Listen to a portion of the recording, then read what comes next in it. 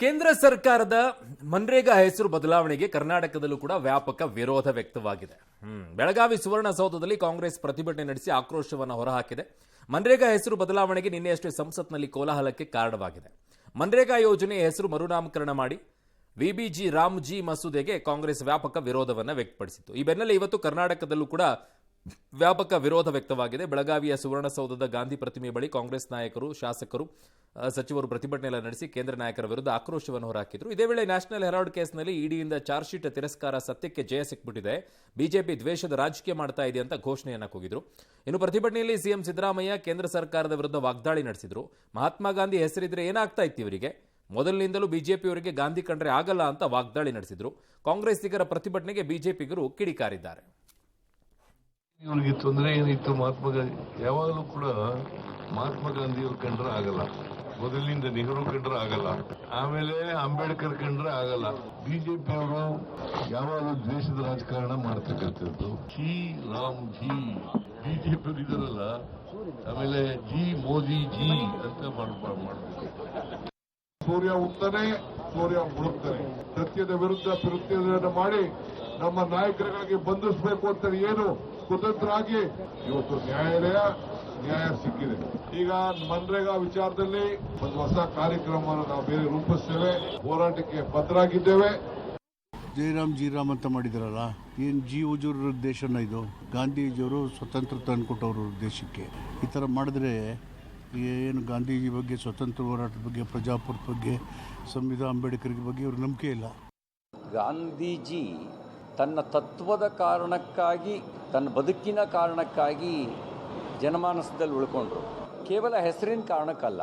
ಕೆಲವರು ತತ್ವವನ್ನು ಬಿಟ್ಟರು, ಗಾಂಧಿ ಹೆಸರಿಟ್ಕೊಂಡ್ರು, ಮಾಡಬಾರ್ದೆಲ್ಲ ಮಾಡಿದ್ರು. ಕಾಂಗ್ರೆಸ್ಸಿಗೆ ಗಾಂಧಿ ಹೆಸರು ಬೇಕು, ಗಾಂಧಿ ತತ್ವ ಬೇಡ. ವಿಕಸಿತ ಭಾರತ ಅನ್ನುವಂಥದ್ದು ಪ್ರತಿಯೊಬ್ಬ ಭಾರತೀಯನಲ್ಲೂ ಕಾಣಬೇಕು. 2047 ಇಟ್ಕೊಂಡಿರೋಂಥ ಒಂದು ಗುರಿ ಇದು. ಕಾಂಗ್ರೆಸ್ಗೆ ಯಾವಾಗಲೂ ದುರುದ್ದೇಶ ಬಿಟ್ಟರೆ ಸದುದ್ದೇಶ ಇಲ್ಲವೇ ಇಲ್ಲ. ಮಹಾತ್ಮ ಗಾಂಧಿಯವ್ರ ಕಲ್ಪನೆ ಏನು? ಸ್ವರಾಜ್ಯ ಕಾಣಬೇಕು ಅನ್ನೋಂಥದ್ದು. ಅವ್ರು ಅವತ್ತೇ ಕಾಂಗ್ರೆಸ್ ಪಕ್ಷನ ವಿಸರ್ಜನೆ ಮಾಡಿ ಅಂತ ಹೇಳಿ ಅವ್ರ ಮಾತು ಕೇಳೋದಿದ್ದಾರಾ? ಬಿಜೆಪಿಯವರಿಗೆ ಗಾಂಧಿ ಆಗ್ಲಿಲ್ಲ, ಇವ್ರಿಗೆ ಹಾಗಾದ್ರೆ ರಾಮ್ ಆಗ್ಲಿಲ್ಲ ಅನ್ನೋ ಕಾರಣನಾ? ಇದು ಒಳ್ಳೆ ಮಜಾ ಇದೆ. ಇಂಪಾರ್ಟೆಂಟಾ, ಹೆಸರು ಇಂಪಾರ್ಟೆಂಟಾ? ನೋಡಿ, ಇದರಲ್ಲಿ ಒಳ್ಳೆ ಮಜಾ ಇದೆ. ಗಾಂಧೀಜಿಯವರ ವಿಚಾರದಲ್ಲಿ ಹೇಳ್ತಾರೆ, ಕಾಂಗ್ರೆಸ್ ಅನ್ನ ವಿಸರ್ಜನೆ ಮಾಡಕ್ ಗಾಂಧೀಜಿಯವರು ಹೇಳಿದ್ರು, ಮಾಡ್ಕೊಂಡ್ರಾ? ಮಾಡಲಿಲ್ಲ. ಅಂಬೇಡ್ಕರ್ ಅವರ ವಿಚಾರದಲ್ಲಿ ಇವರೆಲ್ಲ ಮಾತನಾಡ್ತಾರೆ ಕಾಂಗ್ರೆಸ್ನವರು. ಅಂಬೇಡ್ಕರ್ ಅವರು ಆಗ ಕರಡು ಸಮಿತಿಯಲ್ಲಿ ಇದ್ದಂಥ ಸಂವಿಧಾನವನ್ನು ಏನು ಮಾಡಬೇಕು ಅನ್ನೋ ಸಂವಿಧಾನವನ್ನು ರಚನೆ ಮಾಡಿ ನಿಂತ್ಕೊಂಡಾಗಾಯ್ತು. ಆ ಸಂವಿಧಾನವನ್ನು ನೀವು ಯಾವ ರೀತಿಯಾಗಿ ಗೌರವವನ್ನು ಕೊಟ್ರಿ? ಎಮರ್ಜೆನ್ಸಿ ಟೈಮಲ್ಲಿ ಹಾಕಿಬಿಟ್ಟು ಅದರಲ್ಲಿ ಜಾತ್ಯತೀತ ಅನ್ನುವಂಥದ್ದನ್ನು ಸೇರಿಸ್ಬಿಟ್ಟು ಮುಗಿದೋಯ್ತಲ್ಲ. ಎಮರ್ಜೆನ್ಸಿ ಟೈಮಲ್ಲಿ ಎಲ್ಲರನ್ನೂ ಒಳಗಡೆ ಹಾಕಿದ್ದು. ನಿಮ್ಮಿಂದ ಅಂಬೇಡ್ಕರ್ ಅವ್ರಿಗೆ ಗೌರವ ಸಿಗ್ತಾ? ಗಾಂಧೀಜಿಯವರ ಮಾತುಗಳಿಗೆ ಗೌರವ ಸಿಗ್ತಾ? ಆಯ್ತು, ಇನ್ನೂ ಒಂದು ವರ್ಷನಲ್ಲಿ ಹೇಳ್ತೀನಿ, ಮನ್ರೇಗಾ ಅನ್ನುವಂಥದ್ದು ಇವ್ರದ್ದು ಮೊದಲನೇ ಹೆಸರ ಇಲ್ಲ, ಅದಕ್ಕೆ ಮುಂಚೆ ಚೇಂಜ್ ಬೇರೆ ಇತ್ತು. ಕಾಂಗ್ರೆಸ್ನವರೇ ಹೆಸರು ಬದಲಾವಣೆ ಮಾಡಿದ್ದು, ನರೇಗಾ ಅಂತ ಇದ್ದಿತ್ತು. ಆಯ್ತಾ? National rural employment guarantee act 2005ರಲ್ಲಿ ಇದ್ದಿದ್ದನ್ನ ನೀವು 2009ರಲ್ಲಿ ಮಹಾತ್ಮ ಗಾಂಧಿಯವರ ಹುಟ್ಟುಹಬ್ಬದ ಸಂದರ್ಭದಲ್ಲಿ ಹೆಸರನ್ನ ಬದಲಾವಣೆ ಮಾಡಿಕೊಂಡು ನೀವು ಮನ್ರೇಗಾ ಅಂತ ಇಟ್ರಿ, ಮಹಾತ್ಮ ಗಾಂಧಿ ಅಂತ ಹಿಂದ್ಗಡೆಗೆ ಸೇರಿಸಿದ್ರಿ. ಈಗ ವಿರೋಧ ಮಾಡ್ತಾ ಇರೋದು ಯಾಕೆ? ಜಿ ರಾಮ್ ಜಿ ಅಂತ ಬಂದಿರೋಕೆ, ರಾಮ್ ಅನ್ನೋದಕ್ಕೋಸ್ಕರನ? ಏನಾಯ್ತು? ಏನು ಹೆಸರು ಚೇಂಜ್ ಮಾಡಿದ ತಕ್ಷಣ ಮಹಾತ್ಮ ಗಾಂಧಿ ಅವ್ರಿಗೆ ಅವಮಾನ ಆಗೋಯ್ತಾ? What sort of thinking? ನೀವು ಏನು ಯೋಚನೆ ಮಾಡ್ತಾ ಇದ್ದೀರಾ? ನೀವು ಅವರ ಹೆಸರನ್ನು ತೆಗೆಯೋದು, ಹಾಕೋದು ಮಾಡಿದ ತಕ್ಷಣ ಮಹಾತ್ಮ ಗಾಂಧಿಯವರ ಇದ್ದಂಥ ಗೌರವ ಎಲ್ಲ ಕಡಿಮೆ ಆಗೋಗ್ಬಿಡುತ್ತಾ? ನೀವು ಅವ್ರ ಪರವಾಗಿ ನಿಂತ್ಕೊಳ್ಳೋದು ಹೆಂಗಿದೆ, ನೀವು ಅವ್ರ ವಿರುದ್ಧವಾಗಿ ನಡ್ಕೊಳ್ಳೋದು ಹೆಂಗಿದೆ? ಅವರ ತತ್ವಗಳಲ್ಲಿ ಕಳ್ಕೊಳ್ರಿ. ಸುಮ್ಮನೆ ಹೆಸರು ಬದಲಾವಣೆ ಮಾಡಿದ ತಕ್ಷಣ ಮಹಾತ್ಮ ಗಾಂಧಿಗೆ ಅಗೌರವ, ಅಂಬೇಡ್ಕರ್ಗೆ ಅಗೌರವ. ನೀವೆಲ್ಲ ಏನೇನು ಮಾಡಿದಿರ ಅಂಬೇಡ್ಕರ್ ಅವರಿಗೆ? ನೀವೆಲ್ಲ ಏನೇನು ಮಾಡಿದಿರ ಗಾಂಧೀಜಿಯವರ ವಿಚಾರದಲ್ಲಿ? ಹೇಗೆ ನಡ್ಕೊಂಡಿದ್ದೀರಾ? ಹಾಗಿದ್ದ ಗಾಂಧೀಜಿಯವರು ಎಣ್ಣೆಯನ್ನು ಕೊಡಬಾರ್ದು ಅಂತ ಹೇಳ್ತಾರೆ, ತೆಗೆದಾಕ್ಬಿಡಿ. 35,000 ಕೋಟಿ ಅದರಿಂದ ಬರುತ್ತೆ ಅಲ್ಲ ಆದಾಯ. ಎಣ್ಣೆ ಬ್ಯಾನ್ ಹೇಳ್ಬಿಡಿ. ಅದು ಗಾಂಧೀಜಿಯವ್ರಿಗೆ ನಿಜಕ್ಕೂ ನೀವು ಕೊಡುವಂಥ ಗೌರವ. ಮಾಡಿ ನೋಡೋಣ. ತಂಬಾಕು ಇವ್ಯಾವುದು ಇರಬಾರ್ದು, ದುಶ್ಚಟಗಳು ಮಾಡಿ ನೋಡೋಣ. ಸಿಗೋದೆಲ್ಲ ಅಲ್ಲೇ ನಿಮಗೆ ಬಜೆಟಲ್ಲಿ. ಒಳ್ಳೆ ಕಥೆಯಪ್ಪ ನಿಮ್ಮದು. ಏನು ಇವರು ಒಂದೊಂದು ಆಟಗಳು ಹೇಗೆ ವಿಚಿತ್ರವಾಗಿ ಅನಿಸುತ್ತೆ. ನೀವು ಹೆಸರು ಚೇಂಜ್ ಮಾಡಿದರೆ ಅದು ಸಮಸ್ಯೆ ಅಲ್ಲ, ಬೇರೆದವ್ರ ಹೆಸರು ಚೇಂಜ್ ಮಾಡಿದ ತಕ್ಷಣ ಅದು ಸಮಸ್ಯೆ. ಅದನ್ನು ನೀವು ಒಪ್ಕೊಳ್ಳಲ್ಲ. ಇನ್ನು ಸೇಡಿನ ರಾಜಕಾರಣ ಮಾಡುವ ರಾಜಕೀಯ ಉದ್ದೇಶಕ್ಕೆ ಕೇಂದ್ರ ತನಿಖಾ ಸಂಸ್ಥೆಗಳನ್ನ ದುರುಪಯೋಗಪಡಿಸಿಕೊಳ್ಳಲಾಗ್ತಿದೆ ಅಂತ ಆರೋಪಿಸಿ ನರೇಂದ್ರ ಮೋದಿ ಅಮಿತ್ ಶಾ ರಾಜೀನಾಮೆ ಕೊಡಬೇಕು ಅಂತ ಎಐಸಿಸಿ ಅಧ್ಯಕ್ಷ ಮಲ್ಲಿಕಾರ್ಜುನ ಖರ್ಗೆ ಆಗ್ರಹಿಸಿದ್ದಾರೆ. ನ್ಯಾಷನಲ್ ಹೆರಾಲ್ಡ್ ಪ್ರಕರಣದಲ್ಲಿ ಜಾರಿ ನಿರ್ದೇಶನಾಲಯ ಸಲ್ಲಿಸಿದಂತಹ ದೂರನ್ನ ಪರಿಗಣಿಸಲು ವಿಚಾರಣಾ ನ್ಯಾಯಾಲಯ ನಿರಾಕರಿಸಿದ್ದನ್ನ ಕಾಂಗ್ರೆಸ್ ಸ್ವಾಗತ ಮಾಡಿದೆ. ರಾಜಕೀಯ ದ್ವೇಷದಿಂದ ದೀರ್ಘಕಾಲದಿಂದ ಪ್ರಕರಣದ ವಿಚಾರಣೆ ನ್ಯಾಯಾಲಯದಲ್ಲಿ ನಡೀತಾ ಇದೆ ಎಂಬುದನ್ನು ಈ ಬೆಳವಣಿಗೆ ಸೂಚಿಸುತ್ತೆ. ಗಾಂಧಿ ಕುಟುಂಬಕ್ಕೆ ಕಿರುಕುಳ ಕೊಡಬೇಕು ಅನ್ನೋ ಕಾರಣಕ್ಕೆ ವಿರೋಧ ಪಕ್ಷಗಳನ್ನ ಗುರಿಯಾಗಿಸಿರುವುದು ಇದರಲ್ಲಿ ಸ್ಪಷ್ಟವಾಗಿದೆ ಅಂತ ಟೀಕಿಸಿದ್ರು. ನಾವು ದೆಹಲಿ ಕೋರ್ಟ್ ತೀರ್ಪನ್ನ ಸ್ವಾಗತಿಸುತ್ತೇವೆ, ಸತ್ಯ ಯಾವಾಗಲೂ ಜಯಗಳಿಸುತ್ತೆ, ಈ ಪ್ರಕರಣ ಆಡಳಿತ ಪಕ್ಷದ ಸೇಡಿನ ರಾಜಕಾರಣ ಅಂತ ಕುಟುಕಿದ್ರು. ಕಾಂಗ್ರೆಸ್ ಪ್ರಧಾನ ಕಾರ್ಯದರ್ಶಿ ಕೆಸಿ ವೇಣುಗೋಪಾಲ್ ಸಹ ಬಿಜೆಪಿಯ ಸೇಡಿನ ರಾಜಕೀಯ ಅಂತ ಪುನರುಚ್ಚರಿಸಿದ್ರು. ಇದು ಹೆಂಗೆ ಅಂತಂದ್ರೆ ಇವರದ್ದು ಇದೇನು ಕ್ಲಿಯರೆನ್ಸ್ ಕೊಟ್ಟಿಲ್ಲ, ಇನ್ನು ತನಿಖೆ ಮುಂದುವರಿತಾ ಇದೆ, ಸತ್ಯಕ್ಕೆ ಜಯ ಅಂತ ಹೇಗಾಗ್ಬಿಡುತ್ತೆ. ಇವ್ರ ಮಜಾ ನೋಡಿ ಹೇಗಿರುತ್ತೆ ಅಂತ ಹೇಳಿ ಇತ್ತೀಚೆಗೆ ನಡ್ಕೊಂಡು ಬಂದಿರುವಂತ ರೀತಿ ಕೋರ್ಟ್ನಲ್ಲಿ ಇವ್ರು ಅನ್ಕೊಂಡಿರೋ ರೀತಿಯಲ್ಲಿ ತೀರ್ಪು ಬರದೇ ಇದ್ರೆ ಇದೇನೋ ಇದೆ ಇದರಲ್ಲಿ ಅನುಮಾನ ವ್ಯಕ್ತಪಡಿಸ ಅನುಮಾನ ಅದ್ರ ಬಗ್ಗೆ ಸಿಕ್ಕಾಪಟ್ಟೆ ದ್ವೇಷ ನಮ್ಮ ಮೇಲೆ ಕೆಂಡ ಕಾರ್ತಾ ಇದೆ, ಬಿಜೆಪಿ ಎಲ್ಲವನ್ನು ಇವರು ಹಿಡಿತದಲ್ಲಿ ಇಟ್ಕೊಳ್ತಾ ಇದ್ದಾರೆ, ಇವೆಲ್ಲ ಹೇಳಿಕೆಗಳು ಬಂದಾಗಿದೆ.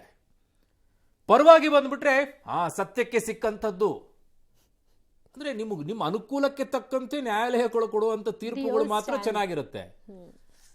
ಇಲ್ಲ ಅಂತಂದ್ರೆ ಅವು ಕೆಟ್ಟದ್ದೇ, ಅವು ಇನ್ನೊಬ್ರು ಯಾರ್ದೋ ಪರವಾಗಿ ನಿಂತ್ಕೊಂಡಿದ್ದಾವೆ ಅಂತ ಅದರ ಅರ್ಥನ. ಏನ್ರಿ ನೀವು ಒಂದು ರಾಷ್ಟ್ರೀಯ ಪಕ್ಷಗಳು ಆಯ್ತು, ಈಗ ನಿಮಗೆ ಅಲ್ಲಿ ಬಂದಿದೆ, ನ್ಯಾಯದ ಪರವಾಗಿದೆ, ಅವರು ತನಿಖೆಯನ್ನು ಮುಂದುವರ್ಸಕ್ಕೆ ಹೇಳಿದಾರಲ್ಲ. ತನಿಖೆ ಅಲ್ಲಿ ಏನು ಹೇಳಿದ್ದಾರೆ ಅವರು, FIR ದಾಖಲಾಗಿಲ್ಲ, ನೀವು ಚಾರ್ಜ್ ಶೀಟ್ ಹೆಂಗಾಗ್ತೀರಾ ಅಂತ ಕೇಳಿದ್ದಾರೆ ಅಷ್ಟೇ. ನೀವು ಬರೀ ದೂರಿನ ಆಧಾರದ ಮೇಲೆ ನೀವು ಹೆಂಗ್ರಿ ಹಾಕೊಳ್ತೀರಾ ನೀವು ಅಂತ ಕೇಳಿದ್ದಾರೆ. ಮುಂದೆ ತನಿಖೆ ಮುಂದುವರಿಸಿ ಅಂತ ಹೇಳಿದ್ದಾರೆ, ನಿಲ್ಸಕ್ಕೆ ಹೇಳಿಲ್ಲ ಅವರು. ಇದೇ ಇನ್ನು ವೇಟ್ ಮಾಡಿ. ಏನಕ್ಕಪ್ಪ ಅಷ್ಟೊಂದು ಆತುರದಲ್ಲಿ?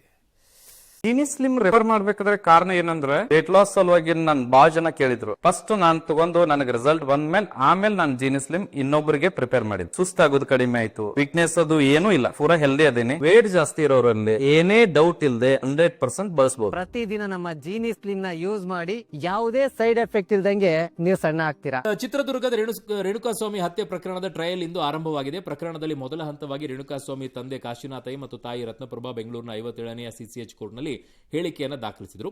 ಕೋರ್ಟ್ ಹಾಲ್ ಮುಚ್ಚಿ ಇನ್ ಕ್ಯಾಮ್ರಾ ಪ್ರಕ್ರಿಯೆ ಮೂಲಕ ಹೇಳಿಕೆ ದಾಖಲಿಸಿದ್ದಾರೆ. ಅಂದರೆ ಯಾರಿಗೂ ಅಲಾವ್ ಇರಲಿಲ್ಲ ಅಲ್ಲಿ. ವಕೀಲರಿಗೆ ಮಾತ್ರ ಕೋರ್ಟ್ನೊಳಗೆ ಇರೋಕೆ ಅವಕಾಶ ಇತ್ತು. ಪ್ರಾಸಿಕ್ಯೂಷನ್ ಮನವಿಯ ಮೇರೆಗೆ ಎರಡೂ ಸಾಕ್ಷಿಗೂ ಕೂಡ ಸಮನ್ಸ್ ಅನ್ನು ನೀಡಲಾಗಿತ್ತು. ವಿಡಿಯೋ ಕಾನ್ಫರೆನ್ಸ್ ಮೂಲಕ ಆರೋಪಿಗಳು ಹಾಜರಾಗಿದ್ದರು.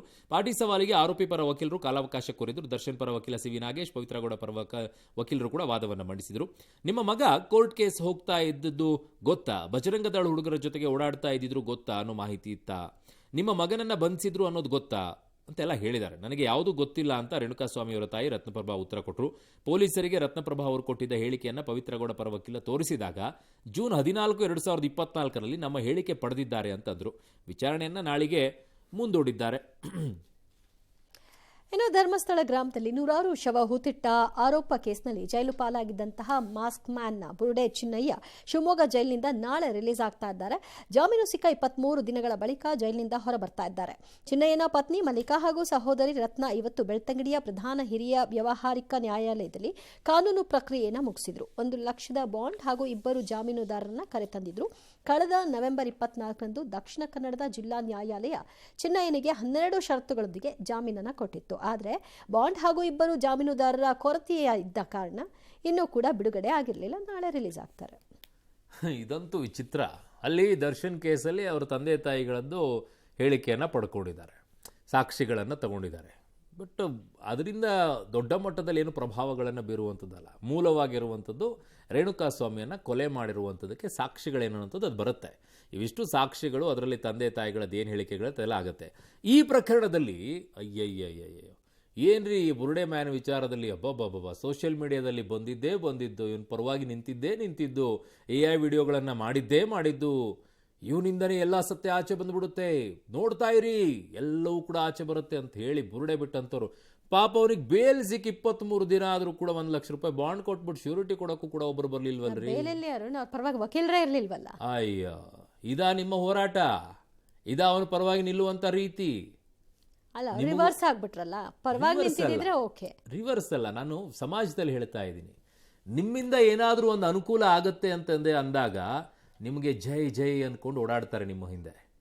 ಏನೋ ನಿಮ್ಮಿಂದ ಅನುಕೂಲ ಆಗತ್ತೆ ಅಂತಂದಾಗ ನಿಮ್ಮಿಂದ ಅನುಕೂಲ ಮುಗಿದೋಯ್ತು ಅಂತಂದಾಗ ನೀನು ಯಾರೋ ನಾನು ಯಾರೋ ಅಷ್ಟೇ, ಸಿಂಪಲ್. ಅದನ್ನೊಂದು ಅರ್ಥ ಮಾಡ್ಕೊಳ್ಳಿ ಜೀವನದಲ್ಲಿ, ಇನ್ನೇನೂ ಇಲ್ಲ. ನಿಮ್ಮಿಂದ ಅನುಕೂಲ ಆಗುವಾಗ ಜಿ ಹುಜೂರ್, ಜೈ ಜೈ, ನಿಮ್ಮ ಪರವಾಗಿ ಹೊಗಳಿದ್ದು. ನಿಮ್ಮಿಂದ ಏನೂ ಇಲ್ಲ ಅಂತಂದರೆ ನೀವ್ಯಾರೋ ನಾವ್ಯಾರೋ ಅಷ್ಟೇ. ಇನ್ನು ಅಪ್ರಾಪ್ತ ಬಾಲಕಿ ಮೇಲೆ ಲೈಂಗಿಕ ದೌರ್ಜನ್ಯ ಪ್ರಕರಣದ ಪ್ರಮುಖ ಆರೋಪಿ ಮ್ಯೂಸಿಕ್ ಮೈಲಾರಿ ಬಂಧನವಾಗಿದೆ.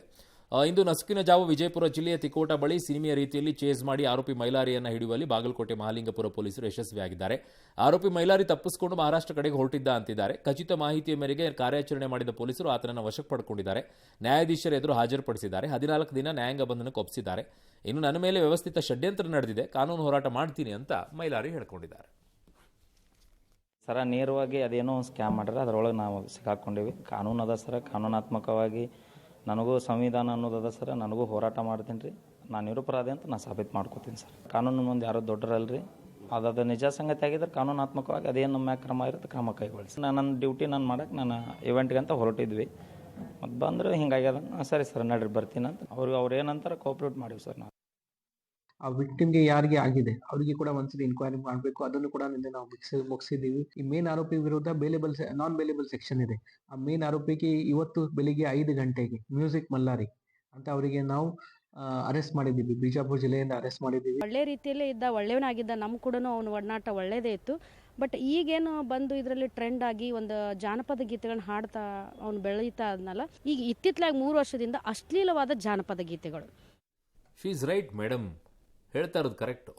ಮೊನ್ನೆ ಸರ್ಕಾರಗಳು ದ್ವೇಷ ಭಾಷಣದ ವಿಚಾರದಲ್ಲಿ ನೀವು ತರ್ತಾ ಇದ್ದೀರಲ್ಲ, ಅದರ ಬದಲಾಗಿ ಇತ್ತೀಚೆಗೆ ಸೋಷಿಯಲ್ ಮೀಡಿಯಾಗಳಲ್ಲಿ ನಡೀತಾ ಇರುವಂಥ ಅಶ್ಲೀಲ ಪದ ಬಳಕೆಗಳು ಜೊತೆಗೆ ಅಶ್ಲೀಲ ವಿಡಿಯೋಗಳು ಇಂಥವುಗಳಿಗೆ ಕಡಿವಾಣ ಹಾಕುವಂಥ ಯೋಚನೆಯನ್ನು ಮಾಡಬೇಕು. ದ್ವೇಷ ಭಾಷಣಗಳು ಒಂದು ಸಲಕ್ಕೆ ಮುಗಿದೋಗುತ್ತೆ.